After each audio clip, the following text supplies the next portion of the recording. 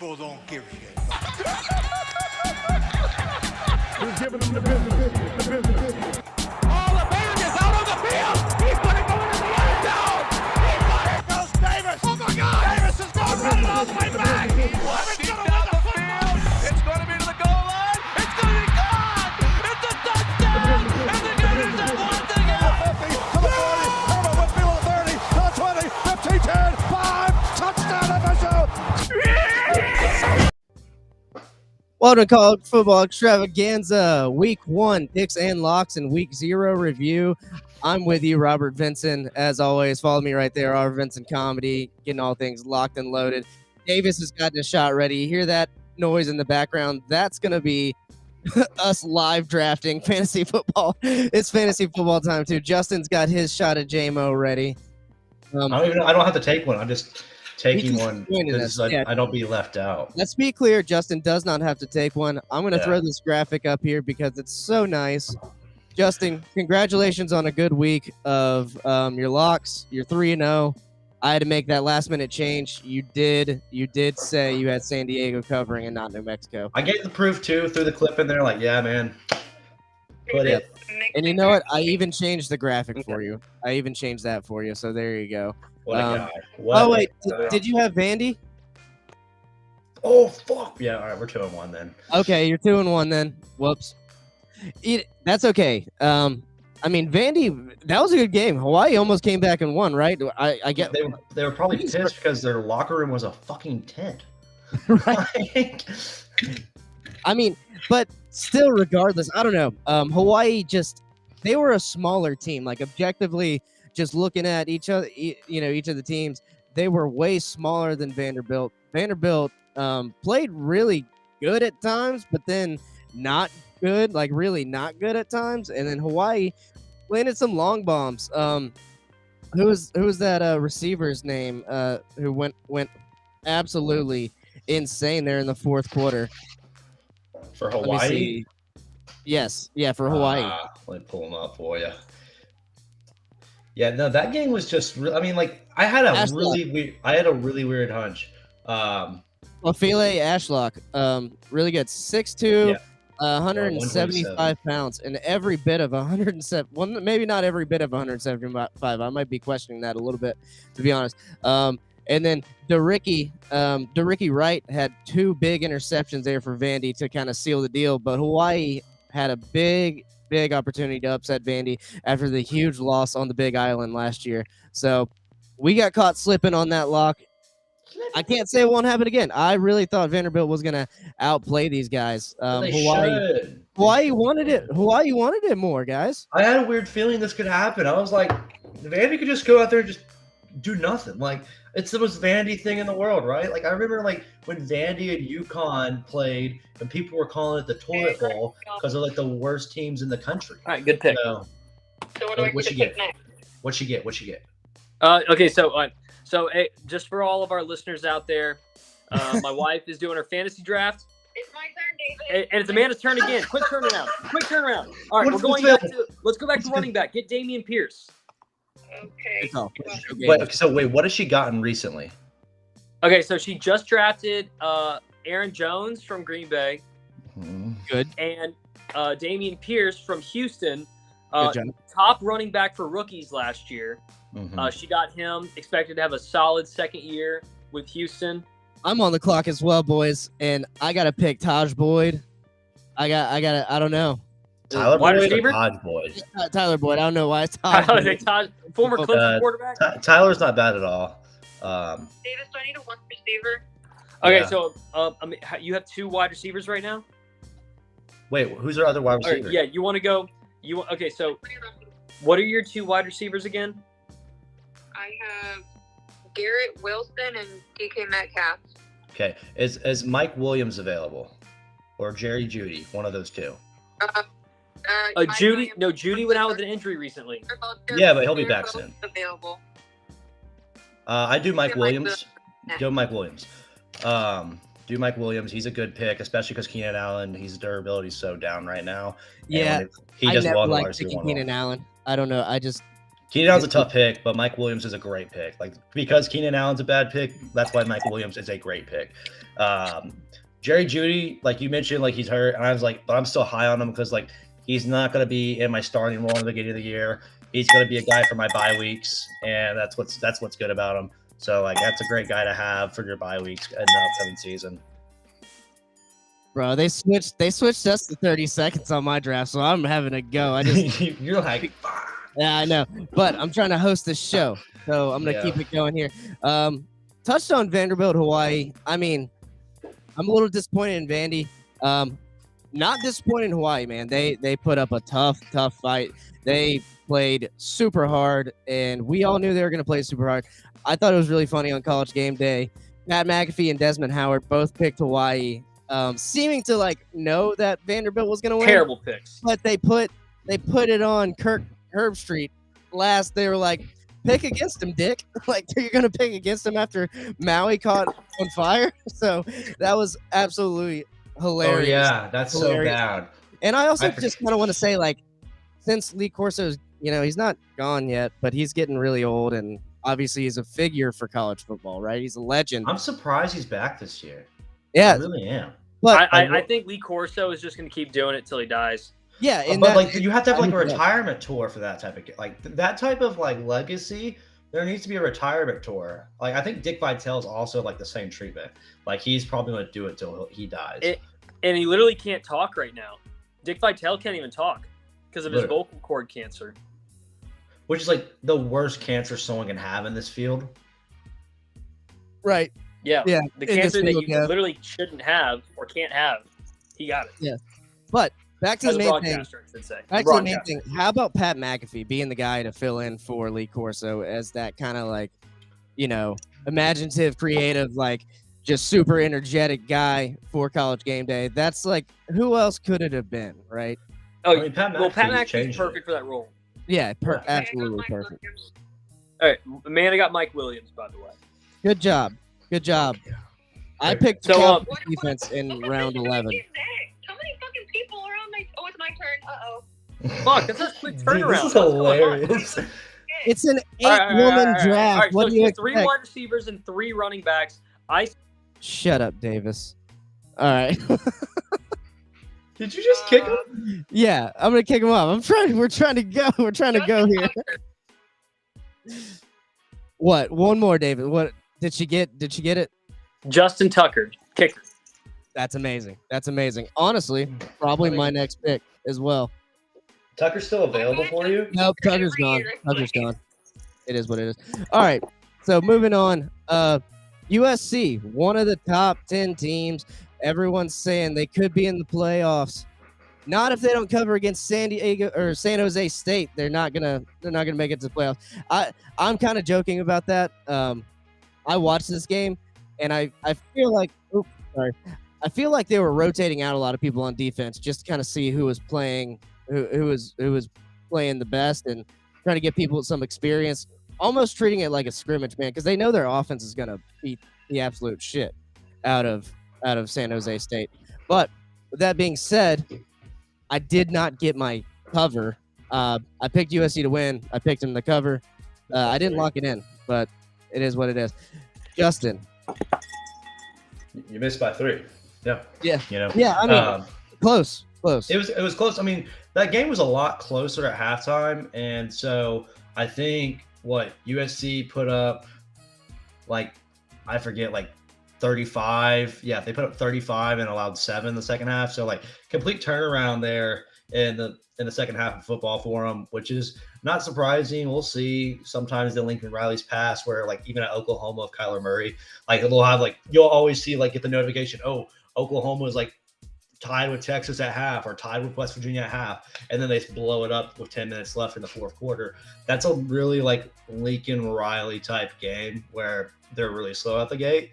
And it always shows when he made it to the playoffs, like with Bama, it got blown out. They were down a half, and this went even farther down a half. And so, yeah, that's not very surprising. And here, Zachariah Branch, nickname. You're gonna have to hear this name over and over for USC. Some people were comparing him to Reggie Bush. I'm not gonna go that far just yet, but he did look good. Took a kick return back for a touchdown, 4 receptions for 58 yards, and 1 touchdown with an average of 14.5 yards per reception. This kid is outstanding. What do you guys think about Mr. Brandt? Yeah, first off, don't the Reggie Bush comparison. You can't take that lightly. There's only one Reggie Bush. He should get his Heisman back, by the way. But sue the NCAA, Reggie. Get him. Yeah, no, sue the shit out of him, dude. Get your trophy back. Dear Lord, Johnny Manziel is on a documentary saying how he sold his autograph, and Reggie Bush can't get his trophy back. But whatever.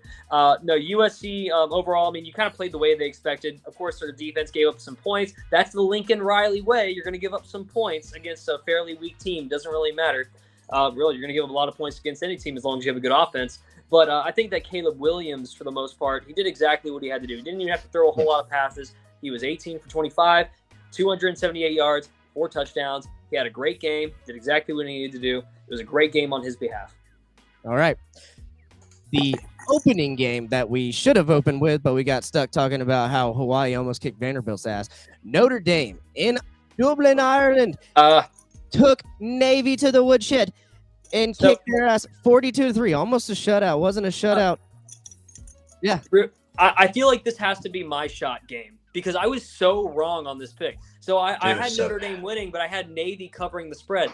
From the first 2 drives of the game, you could tell that was not going to be the case. I mean, Amanda and I were getting ready to go to a birthday party, and I'm watching the game, and I'm like, Amanda, I'm going to lose this pick so hard because Notre Dame looked awesome in their running game specifically. I mean, Sam Hartman played awesome. He did very simple things. He threw 4 touchdown passes. The wife needs your picks.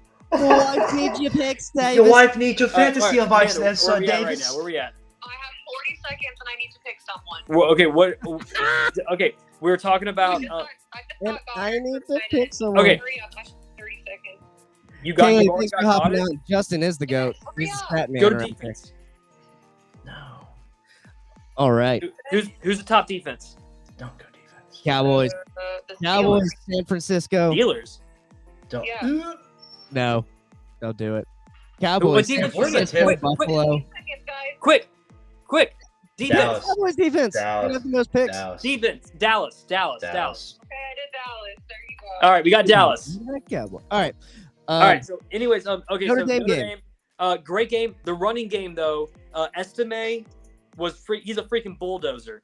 I would keep an eye on this guy. He tore up Navy's defense. So the running game for Notre Dame was on it. It was fantastic, and I knew immediately I was gonna have to take a shot after this game.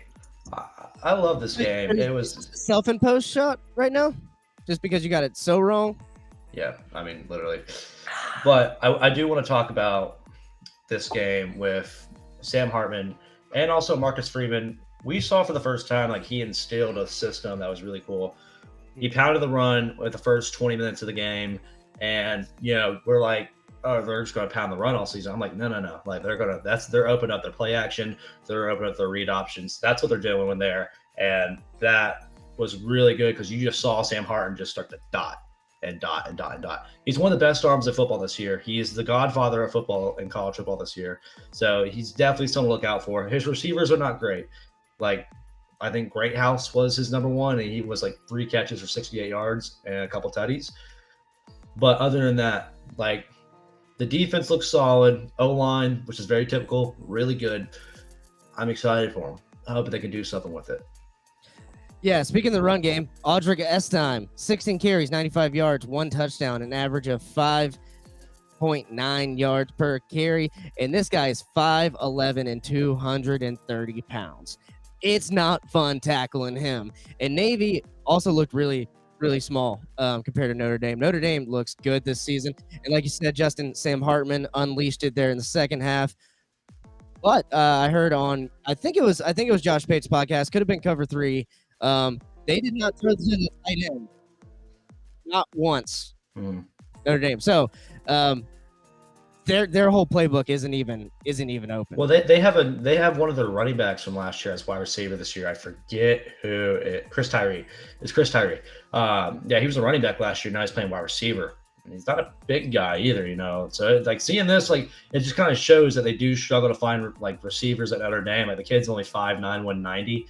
Not really like ideal. Good for the slot and probably good for your underneath passes when you have a guy's running ability like that. I don't know. That may work out. You get a running back who has some good skills right there. You get him out in open. Yeah, put him in get him in some one-on-one situations in open space. You can break off some 25-yard catches easily. I agree. We're going to move on. And I'm sorry to inform you, Davis. This was the actual shot game. It's Jacksonville State hosting UTEP for their first ever FBS college football game. And this was me and Davis. We called it out the shot game. It was a close game. Defensive ball game, hard-hitting ball game. And I'll take a shot with you because it was really close. So here you go. This is some Jack Daniel's Tennessee Honey. Not a bad one. All right. This shot of the game is brought to you by Pink Whitney. Fitting. Here in Nashville. Bought from a local Nashville liquor store, which, by the way, guys, nice, beautiful view from my Omni Hotel. You got the Batman building over there, and high atop a seething Nashville. Why is that pool so long? Yeah, it's just a long pool. cool. You can see that pool. That's where I'm probably going to end up later, by the way. Over there, you also see the arena where the hockey team plays. Ooh, the Preds. Nice. The Preds. But yeah. So cheers. Shot of the game. Cheers. Hurry up. It's my turn. All right, it's my wife's turn again. I told her she should draft a running back. So what options do we have? Montgomery, Dobbins, Herbert. Herbert? Herbert, Chicago. Khalil Herbert. That's a good pick. Montgomery's in Chicago too, right? No, he's with Detroit now. He's with Detroit now. That's a good pick too. Still. Khalil Herbert's a great pick. He has more points next to his name. So you're going Montgomery. I don't know. You're over. Don't go Montgomery. They have Jameer Gibbs. Yeah. Go the guy from Chicago. What about the guy from Baltimore, Dobbins? Steer clear. No, I like Dobbins. Go the other guy. I like Dobbins. All right, I'll be on the record saying I like Dobbins for fantasy football. Cool. All right, I anyway, don't. we're moving on. Who? I was wrong. All right, you got Herbert. Ohio lost to San Diego State here. San Diego State covers big time. Honestly, didn't pay much attention to this game. I watched all the other games. If you guys have a take on the Ohio-San Diego State game, go ahead and give it. Okay, Davis, I have 3 positions left or slot. I got nothing. I got nothing. All right, we'll move on. That's fine. All right, we do got a lot of games to dive in. We got a lot of games to dive into this week, so I'm ready to get into those. Florida International loses to Louisiana Tech. Louisiana Tech did not cover, though, but they didn't go into overtime like last year. So there you go on that one. And that concludes Week 0. We're 20 minutes into this. We've covered Amanda's draft and Week 0 picks and locks. Now, moving on to Week 1 of the college football season, starting off with a Thursday night kickoff. I'm on the clock for my last pick. I'm going to have to go with Boston Scott, I guess. Here we go. Jesus anyway, yeah, dude, that's how deep it was. Let's see. We can't go over every single game. I will go over the UCF Kent State game because my friend Pat's gonna be there, kicking off there in Orlando. He's a fan of the show, so Pat, shout out. Thanks for listening to the show. UCF's obviously gonna kill Kent State. Well, then we have to go over Alabama and Middle Tennessee State. We have to do that too. If we're going over UCF and Kent State, we have to talk about their Alabama. Yeah. The thing is, we have to because Alabama doesn't know who the hell is going to be under center this season, so we have to figure that one out. But that's Saturday. We're at Thursday right now, so that's fine. I think the biggest game here, the biggest game that everyone's looking forward to, Florida Utah. That's the Pate State game of the week. Davis is getting yelled at because Amanda didn't have a good enough draft.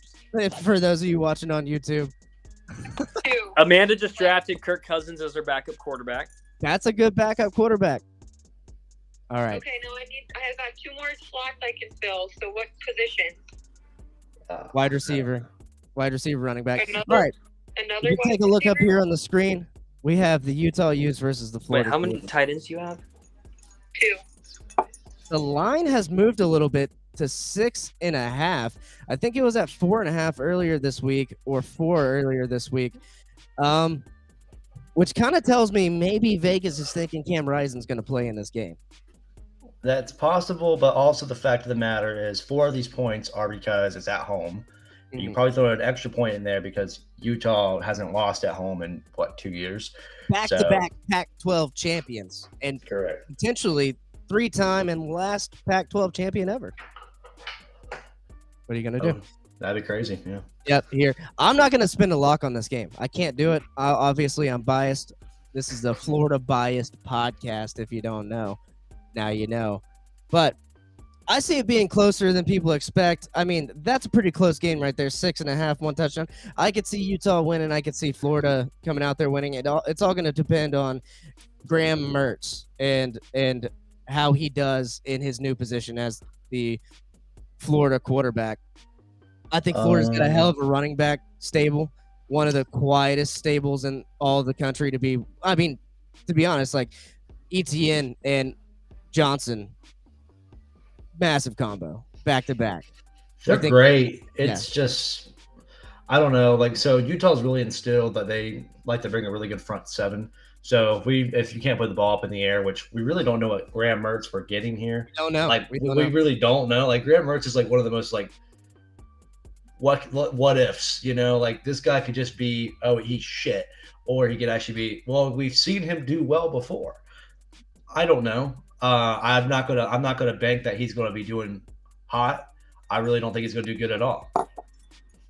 You think the atmosphere, the potentially the actual physical altitude out there in Utah is going to get to the Gators, or do you think Graham Mertz just unproven and we don't know too much, and we don't all these freshman wide receivers with Andy Jean and Adam Zell, we have question marks on the perimeter, right? So I mean, there's a lot of question marks there, but there's a lot of potential there as well. So I'm ready to watch the game and let's kind of see what happens. Yeah. I would like to throw in there that the Florida Gators have lost 3 games in a row. Fuck you! Why would you say that?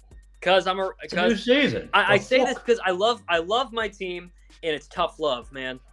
But Graham Mertz is a guy, you know, amazing freshman season at Wisconsin, great start to his career, but has since really not continued that success. And so it's hard for me to be extremely excited going into this game because I don't know what Graham Mertz we're going to get. I don't know how he's going to play in this new system. And Utah has a lot of upside. Even though they did lose in the Rose Bowl last year, they still beat USC, Pac-12. They beat not so great of a Colorado team before that.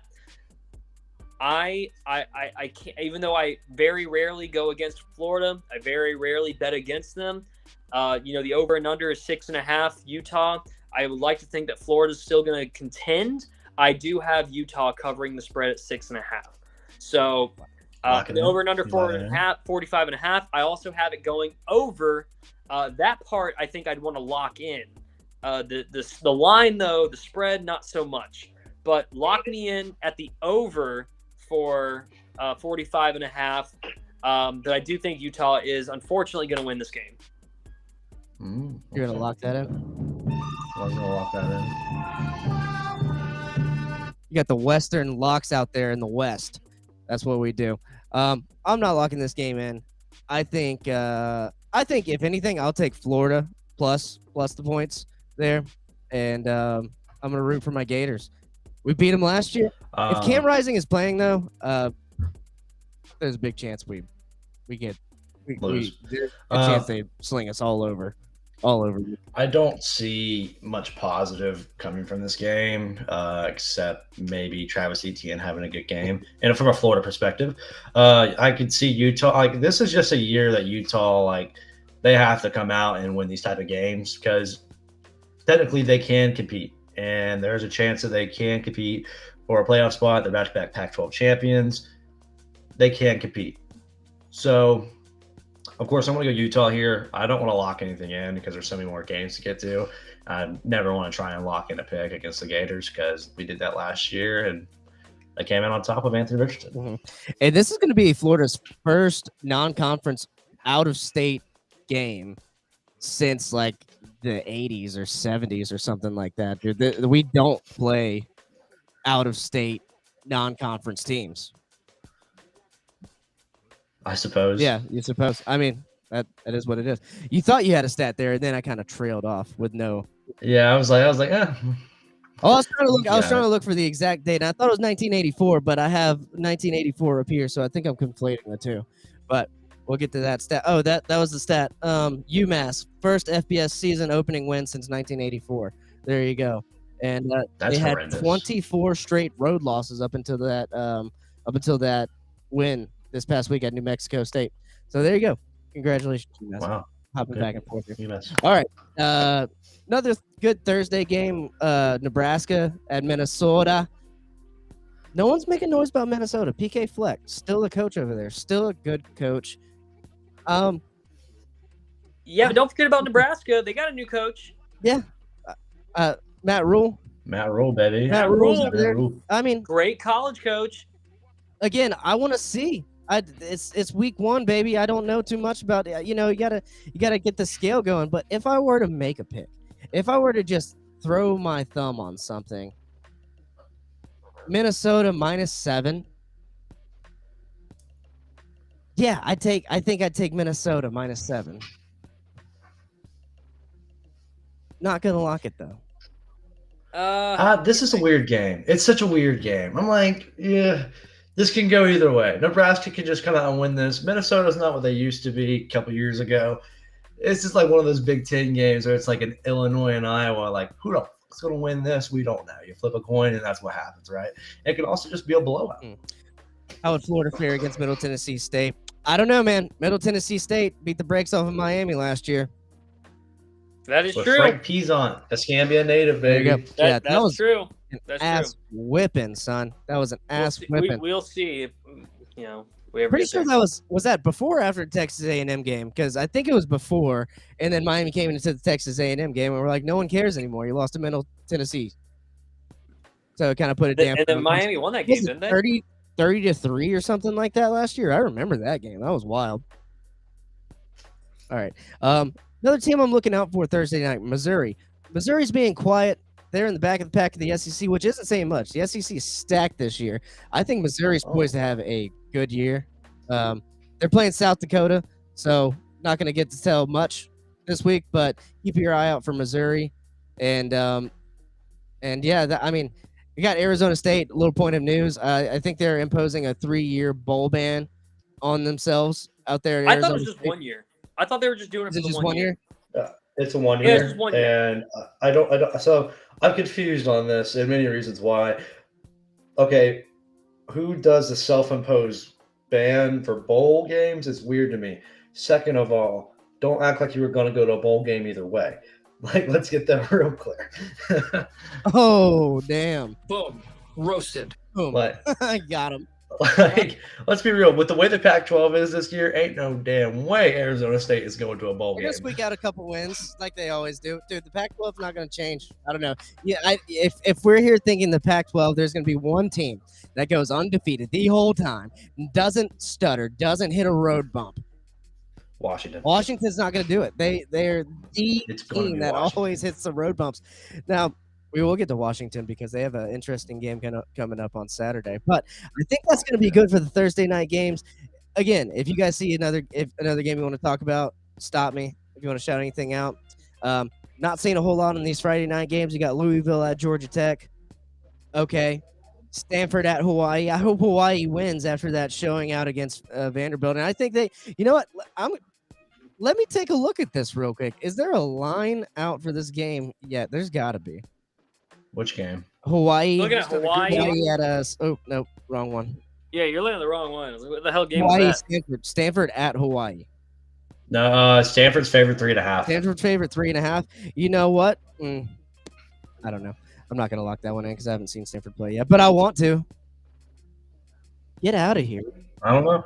I don't know. I mean, essentially, putting a plus 3.5 is like saying that Hawaii's probably going to win that game. Mm-hmm. You know, that's kind of how those lines go. Check out this Miami versus Miami of Ohio. Obviously, big rivalry game here for the namesake of Miami. Miami of So Ohio wait, it says Miami. coming in from Ohio, pretending like they are Miami. But it says Miami's favored 17 points. I don't know which one, but it says 17. Yeah, I'm not sure points which one Miami. either. They should really. I don't know. I don't know. They should really specify on that. This is confusing. 45.5 points is over under. Come on, Miami. Come on, Miami Hurricanes. You gotta prove us something. You gotta come out here, sling the rock. I would love for Miami, Ohio to get up for this game, and they haven't done anything since Ben Roethlisberger was there. But this used to be Marshall's confidence game, so I'm not going to say that they're going to go out there and do anything. Even though it will be probably like a smooth 100 degrees. And the quarterback from Miami, Miami of Ohio, said that, you know what, we're going to go out there and show that we are the real Miami, which is also the dumbest freaking statement you could ever make, considering Miami is still the U. But I kind of like the shit talk in a way. It's early in the season.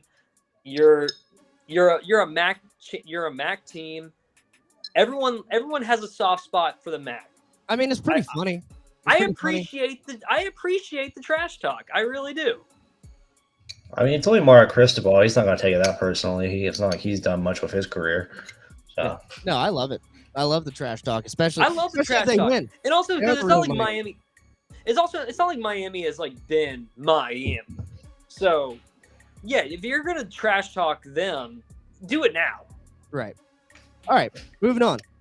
The first big Saturday of actual college football we got going on here. Is it reminiscent of 2007? Starting off 11 a.m., the Michigan Wolverines take on the East Carolina Pirates. I love it. This is a big. Oh man! So I got my first lock. All right. Give me the Pirates because I always respect East Carolina. They always hit a soft spot. They always hit a soft spot for me. I got plus 36. Give me that cover on the Pirates, man.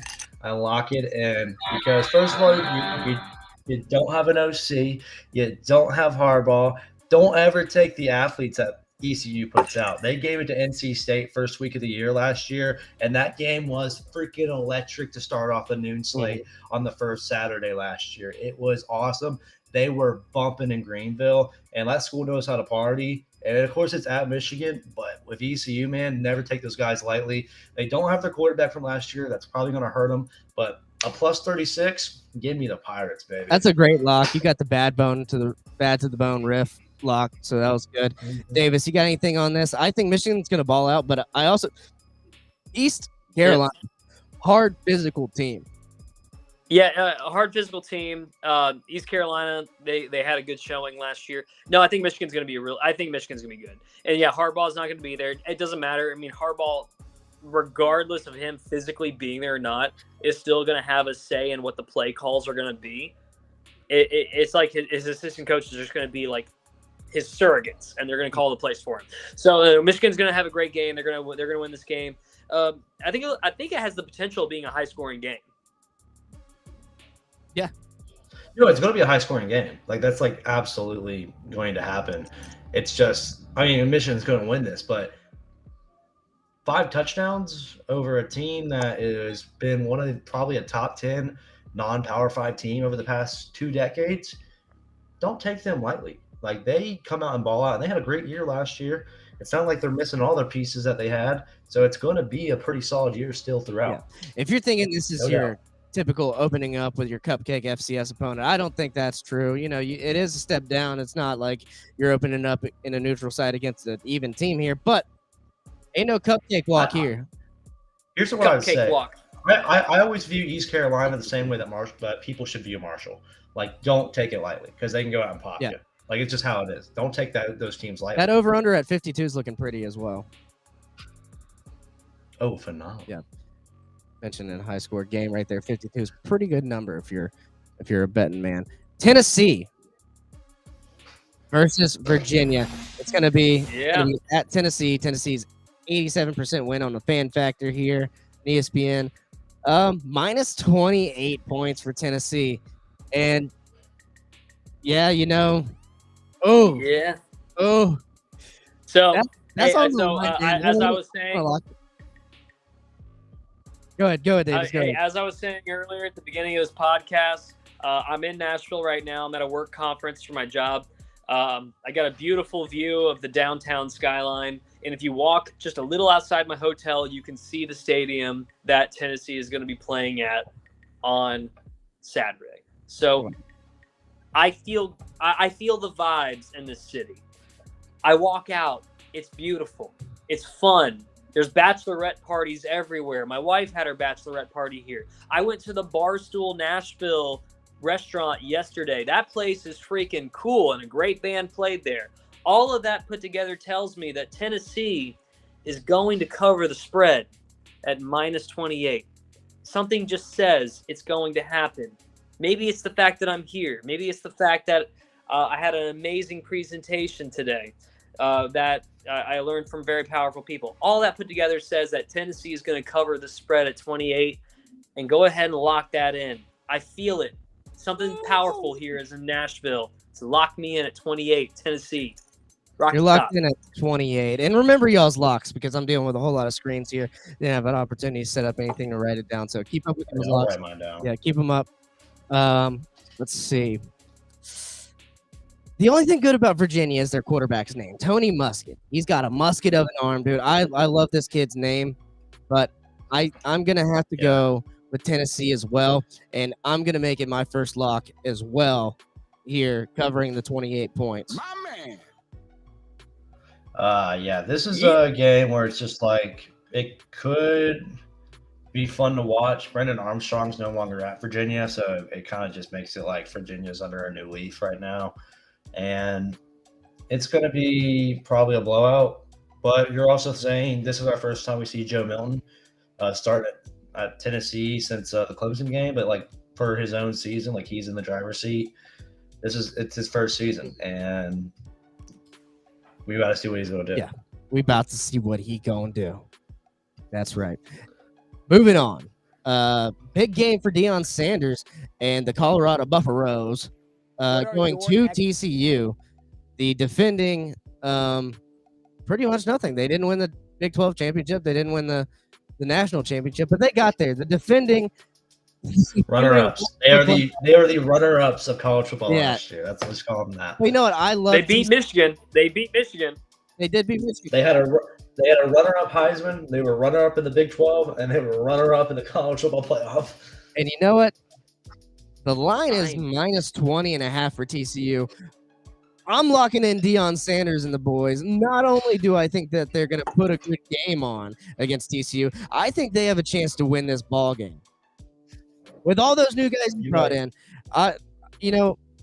maybe I'm just sipping on the Deion Kool-Aid. But who doesn't want to sip on that Kool-Aid? That's some great, delicious Kool-Aid. And it's not grape flavor because that's purple. So we're going to lock in Colorado minus 20.5 or plus 20.5. Here we go. Hank Hill lock. I want to join you. You want to join me? I don't know if I am going. I'll let Davis go okay. first. I'll let Davis go first. I need a week. to see what Deion can do. I can't lock in anything. Involving this team right now. And don't get me wrong, Deion did amazing things at Jackson State. Incredible things. I mean, he recruited the number one player in the nation to go to an FCS school. That's incredible. He has an impact. He has an influence. And I think that he's going to do great things at Colorado. And I hope that he continues to play well or coach well to go to bigger schools than Colorado. But for right now, I need a week. And I can't commit to Colorado being that really good team. When going into this, by the way, they, at the very least, in their last 5 games, lost all of those games, and they weren't close. So I need a week. Coming from Mary, TCU Dan, you is heard it coming first. off a Thanks. national championship appearance. Yeah, they got their asses kicked. Whatever. I think that TCU is going to win this game, but not locking anything in. I would love to see a cool thing happen. I need a week. I respect that. I really wish this game was in Boulder. They had it. This is the last half of the home and home. It was in Boulder last year. I remember watching that. And that's when like Chandler Morris and Duggan, they were fighting for each other. And this game right here, I love Dion. Dion, he's doing it right. He's doing it different than everybody, and everyone's going to follow in his footsteps. Like, he got a lot of backlash because he lets players put their social media tags on the back of their jerseys. I think it's genius, man. You know, Dion is embracing NIL. He's embracing the advancement of technology. He's embracing how things are going to change. It's not going to be long until we start seeing these social media tags for players be popping up on their ESPN graphics when they're talking about the key players of the game. That's how it's going to turn to be. It's going to be a whole different environment, and Dion's just the first one through the door, and people are going to follow him through. Do I know how he's going to do at Colorado this year? People are saying 4-8, 5-7 type-ish thing. I'm like, maybe that could definitely happen. But you have to respect that he knows what he's doing as a coach. He grabbed Travis Hunter. He's done really well with Shedeur. Shedeur is a top 20 quarterback in the country, if we're being honest.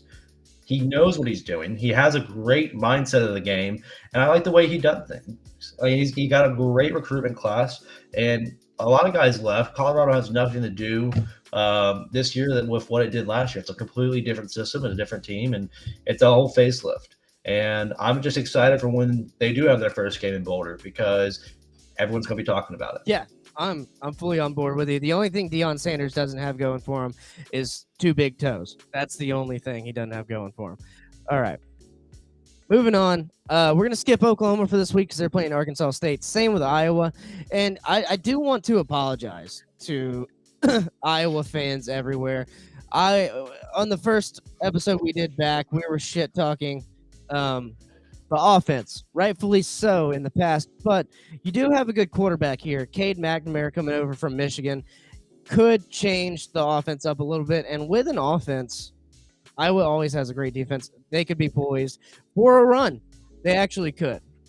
So I apologize. I think I was wrong. I have not taken into account potential Iowa success on the offensive side of the ball. I don't see. All right, Cade McNamara, yeah, he started at Michigan. He beat Joe Milton out for that job a few years back. Then he lost it to McCarthy. I'm not impressed with the guy. I think he's the last quarterback to lose to Ohio State at Michigan, I believe. If I'm not mistaken. Mm-hmm. So it's I don't think it's hot shit. I think what Cade McNamara is at Michigan is the equivalent of what Graham Mertz is at Florida. Okay. I like that. That's good. I think I'm on board with you there, but I think it warrants us to not just come out and say, hey, I was going to suck again on offense. I think there's the potential that they could be just slightly better on offense. And really, with how good their defense is, they only need to be a little bit better on offense. So, anyway, we're skipping that game because we got other games to talk about here. Ole Miss, like to talk about them. They're playing Mercer. Bunch of these opening games here. Ohio State playing a conference game here at Indiana to open up their season. The Buckeyes. Did we hear any news about a Buckeye quarterback? Who's gonna? Nope. Same with Alabama. It's kind of just it's gonna buff. Let's just say it. They're saying that weird spot. It's gonna buff. I think Ohio State's more like struck between McCord and Denver. I thought it was supposed to be that guy McLeod. Running guy. I think they're gonna go with McCord. Oh, yeah, McCord. Sorry, McCord. Yeah, Kyle McCord. No, it's between the two, Daves. That's what's been the discussion. Like Ryan Day's been talking about, like they can like literally like draw straws right now to see who starts at quarterback, and they'll be. Well, then we're most likely going to see both of them, right? No, that's who we're going to see. Yeah. We're going to see both of them. Originally it was Kyle McCord, yes, but Devin Brown's had a great showing. He's had great scrimmages. He's done really well. And I don't think Ohio State can go wrong either way. It's going to be new overall for them. But I think it's really whoever meshes with Ibuka and Marvin Harrison Jr., that's who's going to get, the most playing time because they have the best wide receiver duo in the country. Yeah. And it doesn't really matter how good of a quarterback you are when you're throwing to guys like that. That's true. That's true. So, do they cover the 30 points that the line is laying on us right now? No. They don't. So, I say no. I'm with Justin. And again, it's like kind of like going back to my Colorado thought. It's the uncertainty. It's not seeing the practices. It's not seeing the spring games. It's not seeing what these guys can do. I mean, they haven't even landed on their starting quarterback. And it's Ohio State. I think that they're going to be successful regardless. But I think that with Indiana has also held up to their own side of the bargain. Mm-hmm. That's why I say no. I say no. And how I'm not burning my last lock on this game by any means, but I would be tempted to do it. Not so fast, my friend. I think they cover, and I'm not going to lock it in, but I think they cover. What the hell? So you went all that way. You pulled up. You did the not so fast. Lee Corso isn't even with game day right now. He will be, but not yet. And you pulled that out not to even throw a lock. How dare you? I did. I think Ohio State's going to be really good this year. I think they have, like Justin said, the best wide receiver duo in the country. Marvin Harrison Jr. going to go first round. I think that. Oh, without doubt. Yeah, amazing athlete, and I think amazing wide receiver. Indiana is really fucking bad. I think they're. I think they'll be their fourth year in a row they had a Indiana first round wide receiver. They're scrappy. Okay, scrappy don't beat pure we're talking about Ohio State team that was a midnight ball drop away from going to the national championship last year and beating literally on Happy New Year. They missed the field goal. Yeah. Imagine being an Ohio State fan, watching it with your father who's an Ohio State fan. You're in Tampa on the Eastern time. It was Central time here, but I was in Tampa. Mm-hmm. And as we're watching the game, we're seeing this kick go shank left. Everyone's screaming, Happy New Year. And there's all these horn blowers going off. And I'm just sitting there with my head down. I was like, this was the most fucked way to ring in the New Year. Oh, yeah. Ohio State so waiting for 2024 since 2023 started. I don't think you can watch, a fireworks show so, depressed. Yeah. Yeah. If I can look back at myself in life and see what I look like watching that fireworks show, I mean, it's probably brutal hell. I just look like I want to literally just tie it. I was watching it on the water. I would just tie whatever concrete bricks I have around me and just have someone push me over into the water and just let me sink. Yep. I just looked like I wanted to literally fall off the face of the earth. I was so hurt. So we're done with Ohio State. Justin, I know you wanted to get to this game, so I definitely wanted to bring it up. Boise State, the Bucking Broncos, go to Washington. The Huskies are 14.5-point favorites. I think they cover. And before Justin can lock, I'm going to lock it in on me. Oh, that was terrible. That wasn't even fucking do it again. There you go. That's not the button I was trying to hit. Good Lord. I'm locking. Oh, jeez. Yeah, I'm locking Washington in. I'm on the same boat as Justin. I think they're going to be a good team this year. Michael Penix Jr. going to sling that thing. He's going to run the ball all over the field. Boise State, a good team, but I do think Washington State wants to make a statement. And this is a statement. Tickets as low as $19 to get into Husky Stadium this Saturday at 2:30. It'll be on the ABC. Highest preseason ranking, and probably I don't know how long of a time it's been, but just know you got your week opening game at Husky Stadium. You're playing Boise State, who is, I go back to these non-Power 5 teams, they are definitely a all-time greatest non-Power 5 team. That is for sure. They've had their couple down years here recently, but a 14.5 line is something that I will definitely be hopping on with you, Rob. Lock me in for that 14.5 cover for Washington. Nice.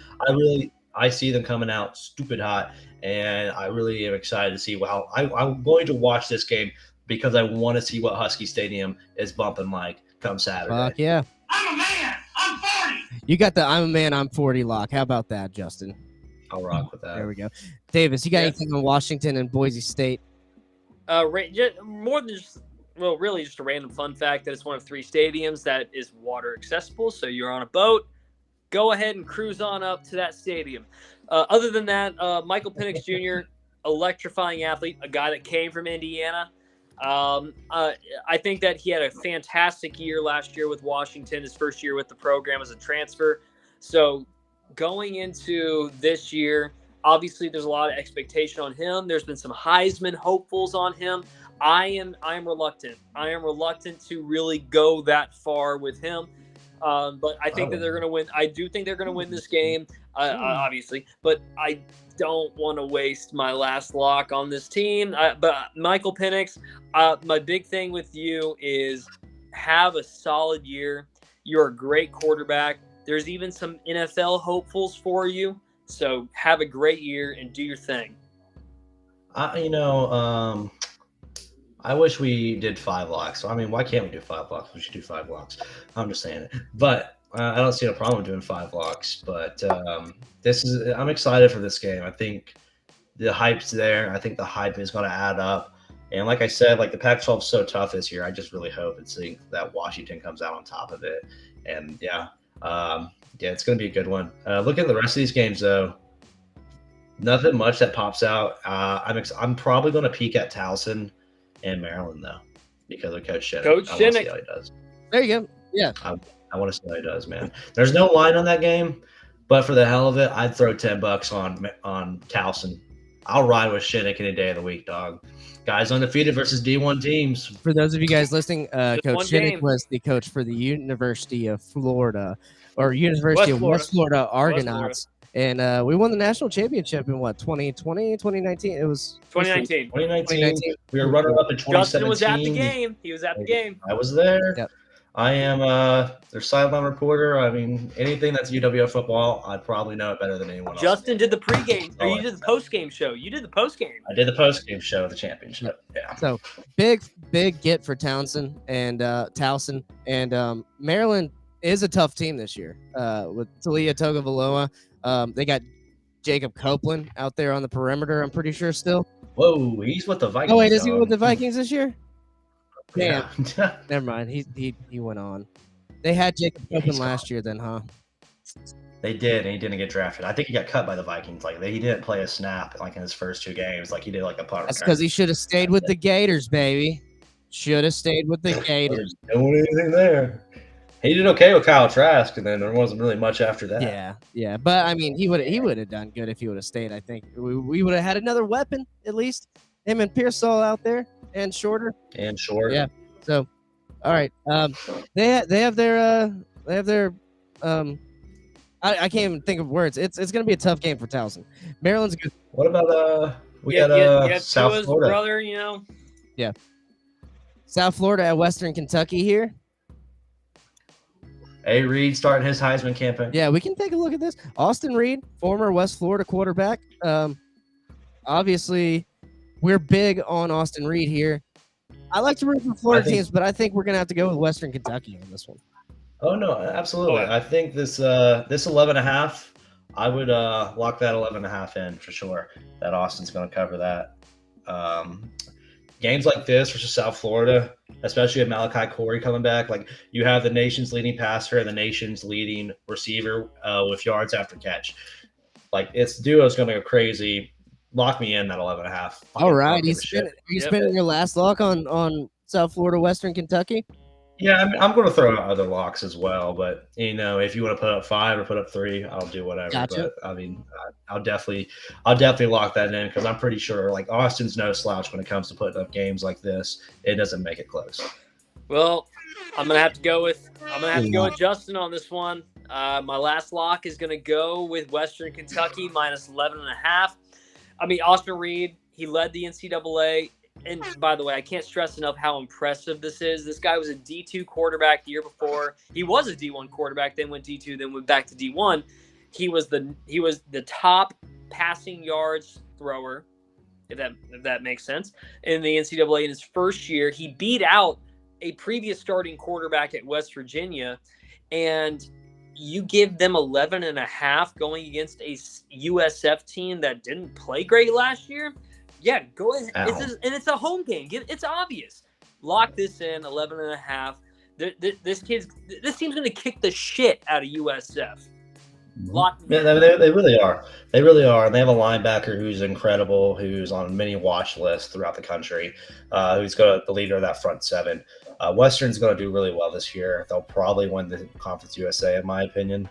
It's going to be fun to watch them play, but I'm pretty sure they go to Ohio State next week, and that's going to be a rough one, but it's going to be fun seeing Austin on a big stage like that in Columbus. But it's just this game right here, that's a pretty BS line to give them an 11.5 for real.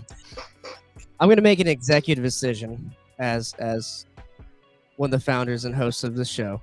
We can do 5 locks. We can do 5 locks from now on, and I will change the graphics as much as I worked on them this week. I will change the graphics to reflect 5. I think it's fair. I think it's fair for the audience that we give out more locks, and it'll be a lot of fun picking 5 games each week. Maybe not so fun in these early games when we have cupcakes, but as we get into the season, the bigger games, the conference games, I think it's a good idea. With that being said, I want to hop on the Western Kentucky bandwagon as well. I like Austin Reed. I like Western Kentucky and everything you're saying about him, Justin. You're Guess what? You're pumping him up. And I'm Guess what? What? Guess What? More locks. That means more sound bites, Rob. That means more sound bites. Just drop your nuts. Really, that's all it is. Really, that's all it is. Just drop your nuts and pick 5 instead of 3. We're going Western Kentucky minus 11.5. All right. Any other? The in unison college football extravaganza lock agreement. Can I throw out Auburn real quick? Peyton Thorne was named as the starting quarterback for Auburn. I don't know. I mean, Peyton Thorne had a pretty good career with Michigan State. He transferred to Auburn. He won the starting job. He's wearing that's actually not true. He's not wearing Cam Newton's collegiate jersey. He's wearing his professional jersey. He's going to be wearing number 1. And Auburn, I think they're going to be a team that will be competitive. They do have Hugh Freeze as their head coach, so that's exciting to see. I maybe you want to give them a year under Hugh Freeze to see what they can really be made of, but that is worth mentioning that Peyton Thorne was named the starting quarterback, and they're going to beat UMass because UMass hasn't really done a whole lot ever. I was trying to figure out, where's it going with this game, dog? I'm like, it's fucking UMass. Yeah. I know, but that was more like what I was trying to get at, is that they last week named Peyton Thorne as the starting quarterback. So it's been a few. I hope Taysom Fomachan runs all over Auburn. I absolutely hate Auburn this year, and I know it's not going to happen. But the Minutemen are coming off of their first win. Their first opening road win since 1984 in the FBS. I got it right there. I was watching that game. I was pumped up for them, even though I was betting against it. But it's fine. Hey, plus 35. You got them, Rob? You covered that? No, I'm not doing that. I'm not doing that. No. Right, But I do hope the best for them. And then, of course, you have Georgia taking on UT Martin. Obviously a nothing game, but they got Carson Beck starting at quarterback. And then speaking of another nothing game, but also watch out for the bettors out there. Tennessee State coming to Notre Dame. Notre Dame has a little quick turnaround, man. They got to fly all the way back from across the world, across the pond. The pond? Yeah. So watch they're going to kick the shit out of that team too. Yeah, they're still going to kick the shit out of Wisconsin playing Buffalo. Buffalo, I don't know much about them this year, but usually they're always in the running for the MAC, right? I mean, in the MAC, but not really since 2020. Although Wisconsin does have Luke Fickell as their new quarterback. That is one thing to keep in mind, is that he did a great thing. I mean, he was at Ohio State. Did good things there. And then obviously he went to Cincinnati. He led them to a playoff appearance where they did lose, but still they were a very, very respectable team, very good team. And Wisconsin is really hoping to get back to a decent level of competitiveness. Yep, they could All right. shit kick Buffalo. We'll see about it. So last nothing game, Middle Tennessee, Alabama. You see Bama, they don't know who they have a quarterback. Right. Uh, Maybe so this is gonna be- maybe the former Notre Dame quarterback. I've read reports that guy is favored to win the job. I feel like Jalen Milroe would. It'll be Milroy. Milroe. It's gonna be Milroe. It's gonna. Milroe. I think they've come out and all but said it's gonna be Milroe. We're gonna see multiple quarterbacks in this game. Alabama could put it on them. I don't know about the -39, but I think they'll get an opportunity to try out a couple of their quarterbacks here in this game. Are we thinking about it, boys? What's It's going definitely on? an opportunity to do that. Yeah. Are we thinking about it here, Justin? I know you're looking at it. No, I'm looking at the next games we're talking about. Yeah, me too. Yeah, this game's -39 though. That's something. That's a lot. It's nothing. It's nothing that Nick Saban can't. Right. But I mean, are they playing murder ball this year, or are they just going to run the ball the whole time and play, solid defense? Obviously, they have a hell of a defense returning, but the offense there primarily going to be a running offense from what is coming out of like the 24/7 sports camp over there in Alabama and all their reports from fall camp in the spring. Run heavy defense, traditional Alabama football. So do they even put up like 40 points? And can Middle Tennessee score once or twice for that cover? That's my question there. Seen a whole lot of nothing games here. Kansas State, put a little asterisk on them. Just watch out for them. They don't have Deuce Vaughn this year. Texas A&M, this is a big year for Jimbo Fisher. He's got to lay on the gas. He's got to lay on the gas there at Texas A&M. And he's opening up with New Mexico and the Lobos. Should be a cakewalk for him, but we'll see. We'll see. Alabama, West Virginia, Penn State. This is an old rivalry. Yep. Pat McAfee's pumped for this one, so I'm pumped for it too. In Beaver Stadium, baby. This is the opening game for Penn State. This is a huge game.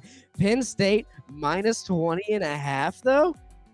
Great. Oh, dude, what a line to open up with, because give me just and I mentioned this and I'm only locking this in because I found out now we have 2 extra locks to work with. There you go. Lock me in Penn State at 20.5, and lock me in at the over. I think that this has the potential. There you go. I think this has the potential of being, a 50.5 point spread over that's not a completely high scoring game, but it's definitely a situation where I think that Penn State could score 40 points. West Virginia could score 28, 30. So, yeah, definitely give me that. Give me Penn State to definitely give me Penn State to cover. I think they're going to be a fun team this year. I think they're going to really challenge Ohio State. I think they're going to challenge Michigan. I can't wait to see those whiteout games this year. West Virginia, there's a lot of uncertainty there, but fuck it. You gave me 2 extra games to work with for locking it in. Give me this one. You're using them both on this one. Did you know that JT Daniels is at Rice now? Yeah, he's eating rice. Eating rice. What? JJ Daniels? JT Daniels. JT. Oh, yeah. Oh, I knew that. Yeah, I knew that. I think it said JJ. I was like, who the hell is that? Yeah, JT. JT yes. Daniels. When someone asked me that question the other day, I was like, I honestly can't quit keeping track of the guy. Yeah, this guy's at his 4th school. I think it's his 5th. Well, no, he was at USC, Georgia, West Virginia, and now Rice. Not bad. I was trying to hit a soundbite at the wrong time. Yeah, I mean, I like it. I don't know if I'm going to cover yet. I got to look into West Virginia more here. I would like to take West Virginia plus 20.5. I would like to, but I know Penn State's going to be good this year. So I'm scared. I'm scared away from this lock. I'm not going to do it. I'm not going to touch it. Davis, you're brave. We got you locked in there. I think Penn State wins this game. It's going to be a fun game. If I had to guess, I think I would say West Virginia covers. I would say West Virginia. No, I will go against you on that. Penn State covers. And that's fair. I accept that completely. I'm going to spin my fourth lock on this game. Put a shot on it. South Carolina. And I think we should make this a shot game. you want to make it a shot game? I'm down for a shot game on this one. Oh Give me yeah, Beamer ball, bro. I'm down. I'm down for a shot game on this one. I want South Carolina too, though. Oh shit. So that's the thing. Ooh, okay, well if you guys want it, then I'll take North Carolina. We might You're gonna as well take have it. you would take North Carolina? Well, That's who you want? why not? I mean, you guys 2v1? both want to take South Carolina. There's got to be at least one guy. Sure. Okay, we'll take it. I mean, it's Drake May, so like you're not doing the wrong thing there. But I'm taking South Carolina. I'll give you the Beamer ball, baby. Yep. But I mean, it's completely reasonable that North Carolina wins this thing. I will take plus 2.5 South Carolina though, because here's the thing: a 6:30 game in South Carolina, in Charlotte, Sandstorm is gonna be fucking bumping. It's gonna be a neutral site game. It's gonna be a Yeah. neutral site game in Charlotte. I guess they'll still play Sandstorm, but Oh shit! No, you're right. Damn it! All right, I forgot. it's not gonna be like Williams I Bright. read that completely wrong. I just hyped that up for so many wrong reasons right there. But I mean, they'll probably still do it, but it's gonna be half the stadium. It's not gonna be the whole stadium like Williams Bright. Where is South Carolina's college? What's town is that? Columbia, South That's what Carolina. it is. Um, Yeah. I'm taking South Carolina. That's I'm locking them in at -2 or +2.5. Go ahead and give me that. My So, dog's over here trying to get with me. He's like, the podcast should be over, Dad. Podcast should be over. I mean, It's they almost should done, do a home and dog. home. It's almost done. They should do a home and home. They should do a home and home.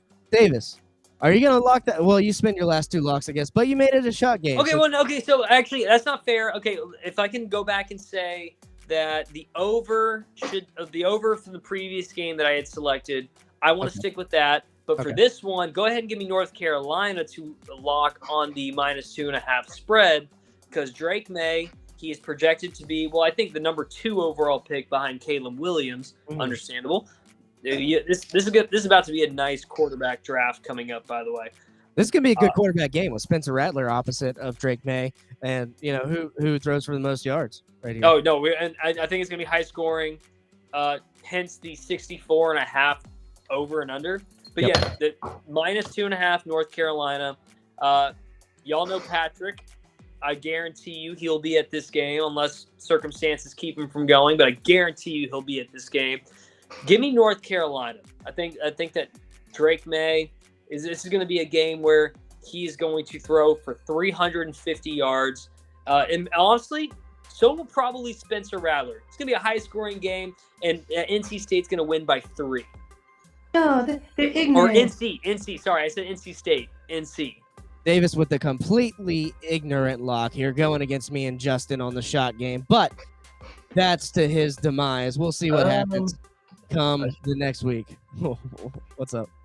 I see 2 more games here. 2 more Yeah. games. What do you see? What do you see? What you got? I'm seeing definitely one on Monday and definitely one on Sunday. Oh, well, then make it 3 because I did not look at that Monday game. No, Yeah. it's 3. I have a third one. A third one. All right. And even I'm picking right here at this UCLA Coastal Carolina game. That's going to be a fun game to watch. But yeah, South Alabama Tulane, right? That's yep. South Alabama Tulane. Fun game. Can the Jaguars do it? We're about 45 miles away from Mobile, Alabama, if that, here in Pensacola. So we have some love for South, but not too far to the west. The Tulane Green Wave. I think they're going to have a different year this Ranked. year. Yeah, ranked. Number 24 ranked Tulane Green Wave. As it should be. I would take Tulane right here with the points, the -6.5. I like Tulane this year. I'm going to pick them to win this game. Mhm. But we'll see. We'll see. South Alabama. Could South Alabama, dude. South Alabama, but I mean Tulane has a returning head coach and returning quarterback, and for that, I mean, that's why they're ranked. That's why they're talked about, and that's why they'll win. Okay. Davis, phone drop. Yep, phone drop. I was plugging it in. It's Michael my phone's Pratt. dying. Yeah, Pratt's back. McGriff's back in the honcho spot. It's theirs. It's theirs. Florida boy, Boca Raton, slinging that thing. Yeah, I like the green wave here. I do. Davis, you good on this one? Yep, I'm good. All right, moving on. There's other games we can cover. We're past the hour mark. Davis has some affairs to attend to, so we're gonna kick it to Monday and then top it off with the game of the week. How about that? We got Clemson at Duke. Clemson Tigers returning Cade Klubnik, returning Mr. Chipley, and Dabo, Mr. I don't use the portal Dabo. But you know what? We'll see. We'll see. This is a landmark year for Clemson, and it's going to be a telltale sign of what happens when you do or don't stick to using the portal. You know, you shy away from using the portal versus using the portal completely. And mainly, I'm talking about the storyline that's going to be FSU and Clemson in the ACC for the entire year. That's going to keep going. So, the thing is with this game, I think this line is it's a pretty. I think it's a bad line. I think Clemson's going to come out and dominate. I would use my last lock that Clemson's going to cover, but I'm of course saving that for the other game. Duke doesn't have anything where it's like popping out. Of course, it's in Durham, so that's cool, but it's going to be Clemson's game. And Cade Klubnik's going to come out. He's going to do his thing. I'm excited because I feel like they're upgrading the quarterback spot. DJ, he's gone, and that was probably the worst quarterback that he's had in the playoff era. I know a lot of people bring in Kelly Bryant, but at least Kelly Bryant got him to the playoffs, unlike DJ did. So that's where I'm like, Cade Klubnik, you can only move forward when you've been at your worst. So I feel like it's going to be Dabo getting back up in the ladder.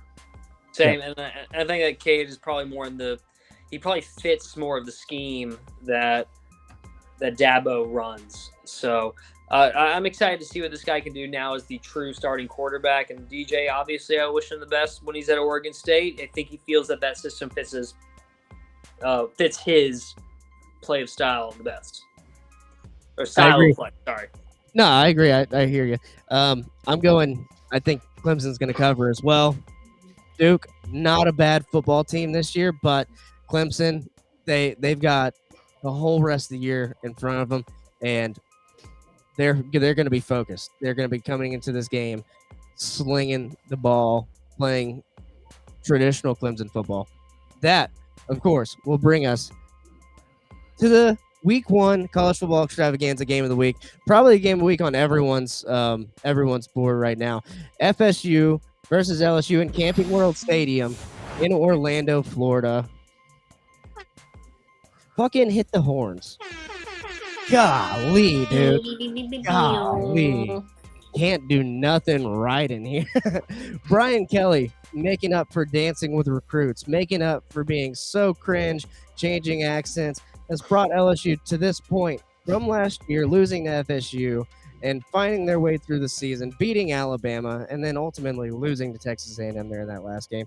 But finding themselves ranked number 5 in the nation here in Week 1. Florida State battling injuries with Jordan Travis, going through last year and, dropping a game or two maybe they shouldn't have dropped, but now returning a whole bunch of studs. They got 8 or 13 players in the top 100 players of the country. Florida State has LSU coming to the state of Florida. I have the Seminoles winning this game. LSU's -2.5. My final lock's going to be FSU +2.5. Whoa. What? Hold on. I didn't realize that I didn't realize Rob was like this. Hold on. I got FSU winning this game. I don't know what to tell you. Jesus Christ, Rob. Come on, man. Like, I didn't think you were like that. Oh, wow. I'm shook. I am shook by that. Florida has to play both these teams. We got to play both of them. I hate each team equally. I don't like LSU. I don't like Florida State. I'm not upset. I'm not disappointed. I will say this. Florida State ended the year on a very good note, just like LSU. What was the good note? What was the good note? Well, I think Florida Barely State. beating Florida and then beating Oklahoma by 3 points. Florida's a good note, but beating a 6-6 Oklahoma in the Cheez-It Bowl is No, not a good note. okay, no. I think for Florida State, like last year, that was still like technically a rebuilding year for them. Like Mike Norvell has bought himself, I think, unless this year is weirdly catastrophic. Jeez. I think that Mike Norvell has bought himself a longer tenure with Florida State. Let's go ahead and start it that way. It's gonna be his 4th year. It's gonna be a 4th year, right? Yeah, right. And well, keep in mind, like 2 years ago, he was out the door. In fact, going into last year, he was out the door. So now we're talking about Mike Norvell as being a pretty good recruiter because they have a decent recruiting class. But I can't let that slide without saying Florida, by the way, also has a good recruiting class. But I To be think honest, they should have lost to Florida. That was a face mask on that last drive. it was. We're not going there right now because we can just go on and on. So in this game, I think Jalen Daniels, awesome quarterback. He is a Heisman potential. I think that LSU, just to keep it short, also because my phone battery is starting to die, LSU is the favorite to go in this game, and rightly so. This is going to be a good game, a close game, and it's a game that I think that LSU is going to come out on top of. I think they're going to cover the spread. The over and under is 58.5. I actually believe it'll be a very, very tight game to where it's going to be like a 24-21, maybe 28-24, maybe even 30-24. It'll be in that range. If I had like a special extra lock-in, I'd say give me LSU -2.5, but I don't have one, and thank God. It's way too close. I think it's going to be such a close game, but give me LSU just barely. It's going to be a close game. I like picking these close games. I like picking these big games. It, put some money on the table, right? What are you thinking, Justin? So, all right. LSU did announce their number 7 player this year. It's Will Campbell. He's the best player from Louisiana, but the weird thing is he's not wearing the jersey. He's just wearing a patch with the 7, which is really freaking weird. LSU also has a receiver out. The NCAA has ruled. I don't know which receiver it is, but it's a big time starting receiver here. If you guys could help me out here, I don't know if it's Aaron. Let's see. I got you, kid. So, it's really big. I mean, they're kicking this kid out of the game. This is a playmaker for LSU. They're kicking him out of the game because you're talking about Mason. That's not I don't think he's a receiver. Oh yeah, defensive lineman, right? I'm wrong. That's where I was confused. I was like, you saw something I didn't. Then man. Why am I thinking of? I was so confused there. I think there's a receiver. Or there's also a guy for FSU that they're keeping off, but I think he's on the line as well. Or he might be a receiver. I don't know. You threw me for a loop by saying with all this. I'm not going to lie to you. All right. Both of these teams have someone that the NCAA is keeping out of the game. Yeah, no, there is someone, but but it's Mason Smith, who is very he's a big name player for him. He's literally their second best defensive player right after Harold Perkins. So it's a big loss for them, and it just made this game become a lot closer. And it's going to be interesting to see how that develops because he's a really big-time player. 13 tackles last year, 4 sacks, but he's really good. But that was back in 2021. 315 pounds. This man's massive. Dude, Where's the number 0? LSU. So LSU, they've known about this was probably going to come for a while now. And so, during scheduling, they almost scheduled a week 0 game to avoid this suspension. But they did. And this was from signing the autographs, right? Yeah. Last year. So he signed autographs before the NIL went through, and now right before the NIL went through. Right before it went through, and now they're kind of coming in and saying, "Hey, you have to serve your time." But he was supposed to pick a game to be suspended for last year, and he didn't want to get suspended for the FSU LSU game. And then something happened where they wouldn't let him pick which game, and they said you have to take this. Pretty sure he got hurt. I'm pretty sure he was hurt. Okay, so that would be why. Because he didn't play 20. I I mean, looking at his He stats, had the tackles. he didn't play in 2022, so Okay. like he couldn't really pick a game to be suspended because he wasn't playing. And so that's like where it's kind of unfortunate. Like, you should have really done it last year, but you were hurt, and that's not our fault. So so he still has to serve that suspension. But this game, I think it's going to prove a lot about both these teams. I think we're going to get a lot of questions answered for the SEC West. We're getting a lot of questions answered on FSU. Like, we're getting a lot out of this game. Yeah. And it's going to be interesting to see how it's going to go. But I will point this LSU special teams guys for this game. Aaron Anderson, he's going to be your kick returner, and he'll also be your punt returner for LSU. He's a Louisiana native, but in high school, he had more than 20 career touchdowns on returns. Is this guy a true freshman? I don't know, but I know he had 20 touchdowns in high school on the return game. That's good. That's insane to me personally. Like, that's like that. Like, in 4 years of high school, he's like, this kid's like scoring this many touchdowns. That's like backyard football against your little cousins, pretty much. Literally. I'm looking him up. Anderson. Freshman out of New Orleans, 5'8", 190. Yeah, That's this perfect. is a kid to look at. Yeah, that's like almost Trendon Holiday, Brandon James, reminiscent of those days. I like those little short kick returners, punt returners, best guys to do it, if you ask me. Also, special teams was a humongous part of this game last year. LSU, 2 muff punts. FSU scored on, I think, one of the 2 of those, and then fumbled the ball at the goal line twice. And so this game came down to special teams last year, quite literally. I mean, literally the last play was a missed PAT by LSU to tie, and it was blocked. It was blocked. Or blocked, yeah, same thing. And it was missed either way.